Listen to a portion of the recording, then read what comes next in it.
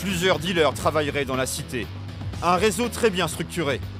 Pour en savoir plus, les policiers embarquent le jeune homme. Direction le commissariat pour 24 heures de garde à vue. Rentre, s'il te plaît. Allez. Donc, je lui notifie ses droits. Apparemment, il veut pas que j'avise sa famille. Pas de médecin, il est en bonne santé, pas d'avocat. Donc, ça va aller très vite. Avant toute chose, les policiers vont évaluer la valeur marchande de la drogue qu'ils viennent de saisir. Là, c'est ce qu'il y avait sur lui. Ces chiffres sur les sachets correspondent en réalité au prix de vente. Fais voir. C'est des 20 et 10. C'est marqué dessus, de toute façon. Ça, 20, ça, 10. T'es d'accord avec moi? Ouais, mais c'est... Non, mais ça, 10, 20, ça, 10, est-ce que tu es d'accord? Ça, c'est un sachet à 20, à 10, et ça, c'est un sachet à 20. Est-ce que tu es d'accord avec ça? D'accord. Donc vous avez récupéré combien de barrettes? Alors, sur lui, 72, et dans les étages... 90 plus 24, 114. 114 en haut? Ouais. Au total, ça fait 186 barrettes de résine de cannabis. C'est une bonne saisie ou pas? Très bonne. 186 barrettes de cannabis, soit environ 3 000 € de marchandises. Une saisie impressionnante. Maintenant que la drogue a été saisie, les enquêteurs veulent mettre la main sur l'argent du trafic. Tu as fait combien de ventes? 4. Tu étais là pendant 2 heures. Ne me dis pas que tu as vendu 4 barrettes, c'est pas possible. C'est pas possible. Non. On est en surveillance. On est en surveillance, donc les surveillances, elles établissent qu'il y a des acheteurs qui viennent. Donc combien tu as vendu? Tu vendais que ça. Il y a après qu'ils ont pris le crédit et qu'ils reviennent après. Oui, les crédits, ouais. D'accord, ouais, pas de problème. C'est comme si c'était la banque, c'est comme si c'était la Société Générale ou la Caisse d'épargne, on vient te faire crédit. Mais ça, tu sais à qui tu vas le faire croire? À tes petits amis là-bas dans la cité. À moi, non. À moi, c'est impossible. Des crédits là-dedans, ça n'existe pas. Il y en a qui meurent, justement, parce qu'il y a des crédits. D'accord? Les règlements de compte, est-ce que tu es d'accord avec moi? Ne me dis pas crédit à moi, s'il te plaît. D'accord? Alors, combien tu as fait de ventes depuis ce matin? C'était ça, voilà. Donc d'après toi, tu as vendu 4 trucs là. C'est combien? 6 comme ça? Mais là, toute la drogue qui a été prise, ça, c'est des dettes que tu vas avoir. C'est ça, hein. Et ça, il va se passer quoi? Je sais pas. C'est lui, ça te va pas? Ah, on sait pas pour l'instant. On verra. En moyenne, c'est 2-3. Les enquêteurs vont alors tenter de découvrir la tête du réseau. Car malgré la surveillance des dernières semaines, les policiers ne sont pas parvenus à l'identifier. Moi, je te laisse. Ça, les 72 barrettes qu'on a retrouvées sur toi, dans le sac, qui c'est qui te les donne? Qui sait où tu te ravitailles? Auprès de qui tu te ravitailles? Le patron, moi j'ai ce matin, il Ouais. dit quelqu'un, Ouais. un très gros parc, c'est tout. Comment il est ce gars? Hein? Comment il est ce gars? C'est-à-dire? Physiquement, il est comment? Ah, il est un peu musclé, wesh. Non mais, c'est un Français, c'est un Nord-Africain, c'est un Africain, c'est un Européen. Ouais, c'est un Français, hein. C'est un Français. Ah, c'est des Français, ici, France. Non mais, est-ce qu'il est d'origine du Maghreb? Est-ce que c'est un black? Est-ce que c'est c'est... Je sais pas trop. Tu sais pas. Une description bien vague qui n'apportera là non plus aucune information utile aux enquêteurs. Ici à Marseille, quand il s'agit de drogue, c'est l'omerta. Pourtant, nous tentons d'en savoir plus. Vous faites ça pourquoi? C'est un boulot, c'est ça? Non. Non? T'es obligé? Hein? T'es obligé? Ah, pour gagner un peu de sous, c'est tout. Hein. Ça gagne bien ou pas? Pas beaucoup, je gagne, je sais pas, 40. Voilà, je t'embrasse. Après, je prends mon reçu et tout, ça reste rien. 40 € par jour? Non, je fais pas de journée. Non? C'est quelques heures après, je reviens. Le trafic de stupéfiants à Marseille rapporte beaucoup d'argent, bien plus que ce que le jeune homme veut bien admettre. Ils peuvent se faire par jour entre, suivant comment ça marche, surtout dans les cités, 2000, 3000 € par jour. C'est énorme. Ouais, mais c'est la réalité en plus. Regardez ce qu'il avait sur lui déjà, lui. Si ça marche, à la fin de la journée, il récolte des ronds. Pour moi, j'ai fait ça, c'est pas pour la délinquance, hein, j'ai fait pour le besoin. Hein. C'est la vérité. Hein. Voilà. C'est pour ça que je suis pas entré dans le milieu bien. Le besoin de quoi? Il y a plein de choses à piller, à faire. Et voilà, j'ai marié cette année, il y a beaucoup de choses. Tu te maries? Ouais, je dois me marier cet été. J'ai tout le temps C'est ça. Tu vas te marier en France? Ouais. C'est toi qui payes le mariage, toi? Ah ouais, c'est normal. C'est qui va payer?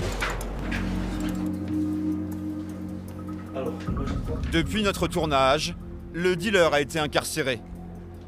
Des affaires comme celle-ci font partie du quotidien des policiers marseillais. Ces 12 derniers mois, ils ont multiplié les arrestations et les saisies. La guerre aux trafiquants est déclarée et elle n'est pas prête de s'arrêter. Depuis plusieurs années, un produit de contrebande rapporte lui aussi beaucoup d'argent, les cigarettes. Pour s'en rendre compte, il suffit de se promener dans le centre-ville. Au coin de la rue, ce jeune homme en t-shirt rouge vend des cigarettes. Les policiers l'appellent immédiatement.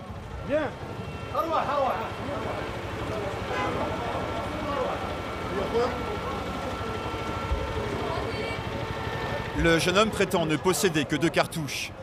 Mais il suffit aux policiers de faire quelques pas pour découvrir la réserve du vendeur à la sauvette.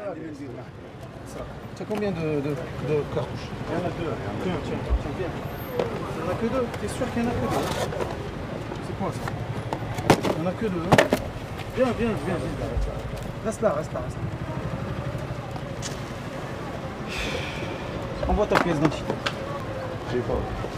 T'as pas pied? C'est quoi? T'as rien de dangereux sur toi? Non. C'est à toi tout ça? Non, c'est pas moi. L'homme prétend que la réserve de cigarettes ne lui appartient pas. Il essaie de s'éclipser, mais les policiers le retiennent. Ouais, mais même, j'ai pas envie de courir. Ouais, je sais. Je vais partir, je vais courir à froid, je vais choper un claquage ou quoi, j'ai pas envie. Tu habites où? Ah, Tu as quel âge? j'ai 17 ans. 17 ans. Alors ici on est au cœur de la porte d'Aix, Ouais. un lieu un peu aussi emblématique pour la délinquance, parce qu'on a toute forme de délinquance, du recel, Et là, c'est. contrebande de cigarettes, stupéfiants.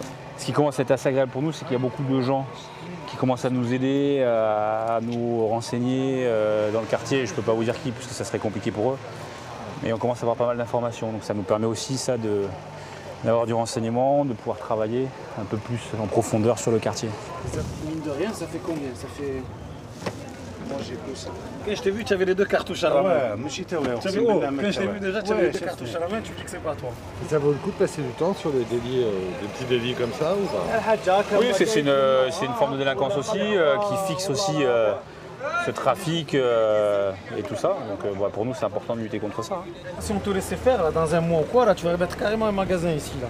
Tu vas ouvrir un bar tabac ici. Au début, c'était discret. Et là, tout le monde commence à vendre tranquillement devant tout le monde. Si le délit semble mineur, en réalité, il n'est pas sans conséquences. La peine encourue, c'est 3 ans d'emprisonnement et 1 à 2 fois le prix des marchandises taxées, en l'occurrence des cigarettes. Donc ce qui n'est pas négligeable. Le jeune homme est immédiatement emmené au commissariat. Pour venir à bout des trafics, les policiers ne se contentent pas de patrouiller. Depuis 2011, des centaines de caméras de surveillance ont été installées dans les points sensibles de la ville. Exceptionnellement, nos caméras ont pu accéder au centre de supervision où parviennent toutes ces images. Ici, il faut montrer patte blanche. 24 heures sur 24, une trentaine de policiers municipaux se relaient pour analyser en temps réel les images de plus de 300 caméras qui leur parviennent en direct. Cette policière qui travaille au centre souhaite rester anonyme. Et depuis plusieurs jours, elle observe un drôle de trafic. C'est des ventes sauvettes, on va dire, de cigarettes que la police nationale file depuis un moment. Et puis je pense qu'ils vont intervenir aujourd'hui. Des ventes à la sauvette très organisées et un trafic parfaitement rodé. Toute la journée, les vendeurs écoulent des paquets 2 fois moins chers que dans le commerce. Pour éviter de se faire prendre avec un stock important, voici comment ils procèdent. Le jeune homme à la doudoune noire est chargé du ravitaillement des cigarettes. Dès que les paquets sont écoulés, il se dirige vers sa planque pour fournir les autres. C'est là-bas qu'ils se ravitaillent. Un va-et-vient incessant. Une fois le réapprovisionnement effectué, les ventes reprennent. Ce matin, la policière est particulièrement vigilante, car c'est elle qui va guider ses collègues sur le terrain. Ce qui est embêtant, c'est qu'on n'a qu'une seule caméra, il faut que je suive lui. Puis s'il commence à partir dans tous les sens, je ne peux pas suivre tout le monde. Donc tu as vu, tu as la doudoune verte. Ouais, Les 3 là qui sont ensemble. Ouais. bonnet noir et l'autre le barbu. Après, il y a lui qui a la doudoune bleu marine là, avec des baskets bleues. Parce que lui, il va souvent à la planque aussi, où il y avait la porte là-bas. 11h30, ses collègues sur le terrain sont sur le qui-vive. Ils attendent son signal pour procéder aux interpellations. Vas-y, vas-y. Parce que je pense pas qu'ils vont aller sur Polac, mais on sait jamais. J'ai les équipages nationaux qui sont arrivés. Putain, ça cavale. Il y en a un qui est parti, putain, il s'en va. Ils vont le choper, ils vont le choper. C'est bon. Voilà, c'est bien, putain, jusqu'à il sort, c'est génial. Un premier individu est interpellé. Mais il reste encore 3 suspects à arrêter. Pour aider les policiers, la fonctionnaire en liaison directe avec eux leur fait une description précise des individus recherchés. Ouais, c'est bien lui, oui, nickel. Ouais, j'ai une doudoune verte en visu. Allô, allô? Il est où, pardon? Devant la maison Empereur, rue d'Aubagne. Devant la rue d'Empereur, rue d'Aubagne. Il tourne, il arrive dans la rue de Capucin. Je pense qu'il va marcher tranquillement vers vous, il va passer, il va vous regarder, il va faire comme si de rien n'était. C'est au tour des policiers sur le terrain d'agir. L'arrestation se fait en direct. Elle est interpellée par les collègues. C'est lui. Et tu vas voir qu'il s'est débarrassé de l'argent aussi. Ouais, non, mais c'est compliqué de les avoir en grand délit. Ils ont tellement de planques où ils entreposent leurs marchandises que c'est très compliqué de leur mettre la main dessus. Bon, a priori, il aurait de l'argent, quand même une somme assez importante sur lui. En quelques minutes à peine, les policiers ont pu interpeller tout le groupe. Ouais, c'est bien lui, oui, nickel, ouais, c'est bien lui. Ouais, on a les images et tout, si vous avez besoin, c'est bien lui, hein, c'est sûr. Bilan de la journée, 4 individus arrêtés et plusieurs centaines d'euros saisis. On a pris les 3 en fait. Les 4? Les 4, pardon. Les 4, il y a bonnet noir, il y a barbu, il y a doudoune bleu marine et doudoune verte. Face au succès de la vidéosurveillance, la mairie a décidé d'installer 200 caméras supplémentaires dans les rues de la ville d'ici 2015.